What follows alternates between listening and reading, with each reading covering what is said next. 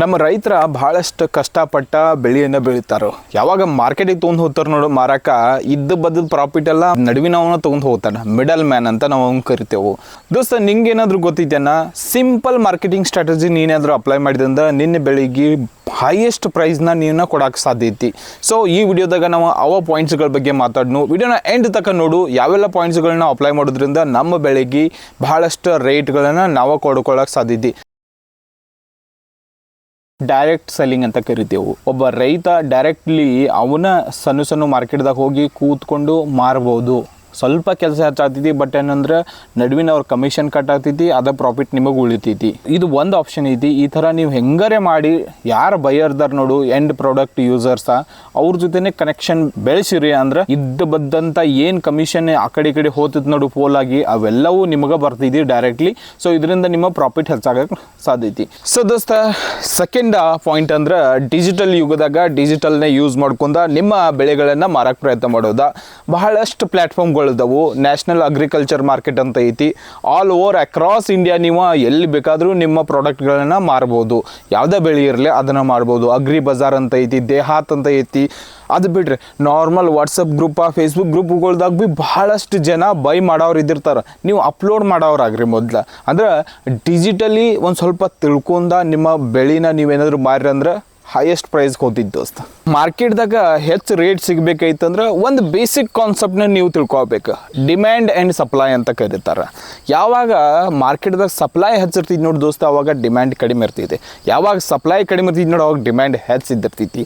So ಇದ್ರ ಗಣಿತ ನಿಮಗೆ ಗೊತ್ತಿರಬೇಕು. ಸೊ ಮಾರ್ಕೆಟ್ದಾಗ ಯಾವ್ದು ಹೆಚ್ಚು ಸಪ್ಲೈ ಹಾಕಿದ್ ನೋಡು, ಅವಾಗ ನೀವೇನು ಮಾಡಿರಿ ಅಂದ್ರೆ ಸ್ಟಾಪ್ ಹೋಲ್ಡ್ ಮಾಡಿರಿ, ಒಂದು ಸ್ವಲ್ಪ ಸ್ಟೋರ್ ಮಾಡಿರಿ. ಆಫ್ ಸೀಸನ್ ತಕ್ಕ ಒಂದು ಸ್ವಲ್ಪ ಅದನ್ನ ಸ್ಟೋರ್ ಮಾಡೋ ಕೆಪಾಸಿಟಿ ನಿಮ್ಮ ದಂಡೆ ಇರಬೇಕು. ಅದನ್ನು ಬೆಳೆಸ್ಕೋರಿ ಮೊದಲ. ಸೊ ಒಂದು ಸರ್ತಿ ನೀವು ಎಲ್ಲಿ ಸ್ಟೋರ್ ಮಾಡಿರಿ, ಮಾರ್ಕೆಟ್ದಾಗ ರೇಟ್ ಹೆಚ್ಚೈತಂದ್ರೆ ನೀವು ಮಾರ್ಕೆಟಿಗೆ ಎಂಟ್ರ್ ಕೊಡ್ರಿ. ಅಲ್ಲಿ ನಿಮ್ಗೆ ರೇಟ್ ನೀವೇನು ಅನ್ಕೊಂಡಿರ್ತೀರಿ ನೋಡು, ಅದೇ ರೇಟ್ ನಿಮ್ಗೆ ಅಲ್ಲಿ ಸಿಗುವಂಥ ಚಾನ್ಸಸ್ ಇದ್ದಿರ್ತೈತಿ. ಇಲ್ಲ ಮೆಜಾರಿಟಿ ಕೇಸ್ದಾಗ ಏನಂತೈತಿ ಗೊತ್ತಿದೆ ಅಂದ್ರೆ, ನಾವು ಅನ್ಕೊಂಡಿರ್ತೇವೆ ಬೇರೆ, ನಮಗೆ ಸಿಗತೈತೆ ಬೇರೆ. ಸೊ ನಾವು ಅನ್ಕೊಂಡ ರೇಟ್ ನಮಗೆ ಸಿಗಬೇಕೈತಂತೇಳಿ ನೀವು ಮಾರ್ಕೆಟ್ದಾಗ ಡಿಮ್ಯಾಂಡ್ ಯಾವಾಗ ಇರ್ತೈತಿ ನೋಡು, ಅವಾಗ ಎಂಟ್ರ್ ಮಾಡಬೇಕಾಗ್ತೈತಿ. ಸ್ಮಾರ್ಟ್ ಫಾರ್ಮರ್ ಇದನ್ನ ಮಾಡ್ತಾರೆ. ನೀವು ಸ್ಮಾರ್ಟ್ ಫಾರ್ಮರ್ ಆಗೋರಿದ್ರಿ ಅಂದ್ರೆ ಈ ಕೆಲಸ ಮಾಡೋಕ್ಕೆ ಸ್ಟಾರ್ಟ್ ಮಾಡಿರಿ ದೋಸ್ತ. ನಾವು ಚಿಕ್ಕವ್ರಿದ್ದಾಗಲೂ ಒಂದು ಗಾದೆ ಮಾತು ನಮ್ಗೆ ಶಾಲೆಯಾಗಲಿ ನಮ್ಮ ಮನೆಯಾಗಲಿ ಕಲಿಸ್ಕೊಟ್ಟಾರ. ಏನಂದ್ರೆ ಒಗ್ಗಟ್ಟಿನಲ್ಲಿ ಬಲವಿದೆ ಅಂತ. ಹಂಗಾದ್ಮೇಲೆ ನೀವು ಒಗ್ಗಟ್ಟಾಗಬೇಕು. ಯಾರ ಜೊತೆಗೆ? ಫಾರ್ಮರ್ ಪ್ರೊಡ್ಯೂಸರ್ ಆರ್ಗನೈಜೇಷನ್ ಅಂತ FPOs ನೀವು ಕ್ರಿಯೇಟ್ ಮಾಡ್ಕೋಬೋದು. ಇಲ್ಲ ಇದನ್ನು ಆಲ್ರೆಡಿ ಇದ್ದದಕ್ಕೆ ಜಾಯಿನ್ ಆಗ್ಬೋದು. ಅಲ್ಲಿ ನಿಮ್ಗೆ ಏನು ಬೆನಿಫಿಟ್ ಸಿಗ್ತೈತಿ ಅಂದ್ರೆ, ಭಾಳಷ್ಟು ರೈತರಾದರು, ಇಟ್ ಮೀನ್ಸ್ ಭಾಳಷ್ಟು ಗೂಡ್ಸ್ ಆಗ್ತೈತಿ. ದೊಡ್ಡ ದೊಡ್ಡ ಬೈಯರ್ ಸಂಗಾಟ ನೆಗೋಷಿಯೇಷನ್ ಮಾಡ್ಬೋದು. ನೀವು ಹೈಯೆಸ್ಟ್ ರೇಟ್ಗೆ ನೀವು ಸೆಲ್ ಮಾಡ್ಬೋದು. ಇಲ್ಲ ಇದನ್ನು ಈ ಲೋಕಲ್ ಸೂಪರ್ ಮಾರ್ಕೆಟ್ಗಳು ಇದಿರ್ತಾವೆ ನೋಡು, ಡಿ ಮಾರ್ಟ್ ಆಗಲಿ, ರಿಲಯನ್ಸ್ದು ಆಗಲಿ, ಇನ್ನು ಭಾಳಷ್ಟು ಕಂಪ್ನಿಗಳದ್ದು, ಬಿಗ್ ಬಜಾರ್ ಅಂಥವು ಇಂಥವು. ಇವ್ರು ಏನು ಮಾಡ್ತಾರೆ ಅಂದ್ರೆ, ಈ FPO ಏನಿರ್ತಾವಲ್ಲ ಅವ್ರ ಕಡೆಯಿಂದ ಡೈರೆಕ್ಟ್ಲಿ ಬೈ ಮಾಡ್ತಾರೆ. ಅದಕ್ಕೋಸ್ಕರ ಅಲ್ಲಿ ನಿಮ್ಗೆ ಹೆಚ್ಚು ರೇಟ್ ಸಿಗುವಂಥ ಚಾನ್ಸಸ್ ಇರ್ತೈತಿ ನಿಮ್ಮ ಗೂಡ್ಸ್ಗಳಿಗೆ. ಹಿಂಗೆ ಒಂದು ರೈತರ ಸಣ್ಣ ಆರ್ಗನೈಜೇಷನ್ ಮಾಡ್ಕೊಂಡ ನೀವೇನಾದರೂ ಅದ್ರ ಥ್ರೂ ಮಾರೋದ್ರಿಂದ ನಿಮ್ಗೆ ಹೆಚ್ಚು ಪ್ರಾಫಿಟ್ ಸಿಗ್ತೈತಿ. ಅದಕ್ಕೆ ಹೇಳ್ತಾರೆ ಒಗ್ಗಟ್ಟಿನಲ್ಲಿ ಬಲವೈತಿ. ರೈತರು ಒಗ್ಗೂಡಿ ಕೆಲಸ ಮಾಡ್ರಿ, ನಿಮ್ಮ ಬೆಳೆಗೆ ಹೆಚ್ಚು ರೇಟ್ ತೊಗೊಂಬರಕ್ಕೆ ಸಾಧ್ಯತೆ. ಮೇನ್ ಪಾಯಿಂಟ್ ಅಂತಲೇ ನಾನು ಕರಿಬೋದು ಈ ವಿಡಿಯೋದಾಗ. ಯಾಕಂದ್ರೆ ಒಬ್ಬ ರೈತನ ಬಿಸ್ನೆಸ್ ಮ್ಯಾನ್ ಆಗಿ ಕನ್ವರ್ಟ್ ಮಾಡುವಂಥ ಒಂದು ಪಾಯಿಂಟ್ ಇದೆ. ಏನಂದ್ರೆ ನಾವು ಬೆಳೆದಿರುವಂಥ ಬೆಳೆಗೆ ವ್ಯಾಲ್ಯೂ ಎಡಿಷನ್ ಮಾಡೋದಂತ ನಾವು ಕರಿತೇವೆ. ವ್ಯಾಲ್ಯೂ ಎಡಿಷನ್ ಅಂದರೆ ಏನು? ಯಾರಾದರೂ ಟೊಮೆಟೊ ಬೆಳಿತಿದ್ರು ಅಂತ ಇಟ್ಕೊಳ್ಳಿ. ಇವಾಗ ರೇಟ್ ನಡೆದೈತಿ 20 ರೂಪಾಯಿ kg ಆಯಿತಾ.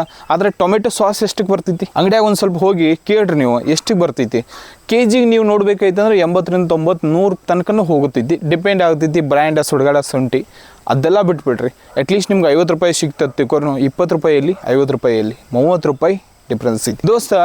ಎಲ್ಲ ಕಂಪ್ನಿದವ್ರು ಮಾಡ್ಬೇಕಂತಾನೆ ಎಲ್ಲ ಬರೆದು ಕೊಟ್ಟು ಬಂದಾರೇನು? ನೀವು ಆಗ್ಬೋದಲ್ಲ, ನೀವು ಬಿಸ್ನೆಸ್ ಸ್ಟಾರ್ಟ್ ಮಾಡ್ಬೋದಲ್ಲ. ಸೊ ನಿಮ್ಮ ದಂಡೆ ಬೆಳೆ ಐತಿ, ಅದನ್ನು ವ್ಯಾಲ್ಯೂ ಆ್ಯಡೆಡ್ ಆಗಿ ಟೊಮೆಟೊ ಬೆಳ್ತಿದ್ರೆ ಟೊಮೆಟೊ ಸಾಸ್ ಮಾಡಿರಿ, ಅರಿಶಿನ ಬೆಳ್ತಿದ್ರೆ ಅರಿಶಿನ ಪೌಡ್ರ್ ಮಾಡಿರಿ, ಮೆಣಸಿನ್ಕಾಯಿ ಬೆಳ್ತಿದ್ರೆ ಮೆಣಸಿನ್ಕಾಯಿ ಪೌಡ್ರ್ ಮಾಡಿರಿ.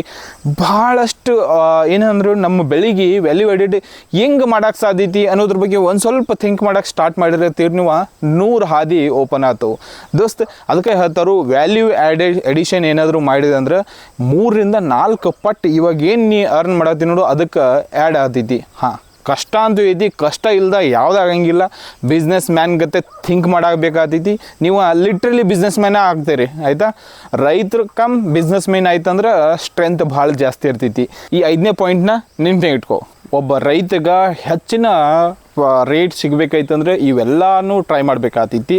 ಸೊ ನೀವು ಯಾವ್ದು ಟ್ರೈ ಮಾಡ್ಬೇಕಂತ ಅನ್ಕೊಂಡೇರಿ ಕಮೆಂಟ್ದಾಗ ಹೇಳ್ರಿ. ಸೊ ವಿಡಿಯೋ ಚಲೋ ಅನಿಸ್ತಂದ್ರೆ ಲೈಕ್ ಮಾಡಿರಿ, ಸಬ್ಸ್ಕ್ರೈಬ್ ಮಾಡ್ಕೊರಿ. ಸಿಗ್ತಾನೆ ಮುಂದಿನ ವಿಡಿಯೋದಾಗ. ಅಲ್ಲಿ ತನಕ ನಮಸ್ತೆ.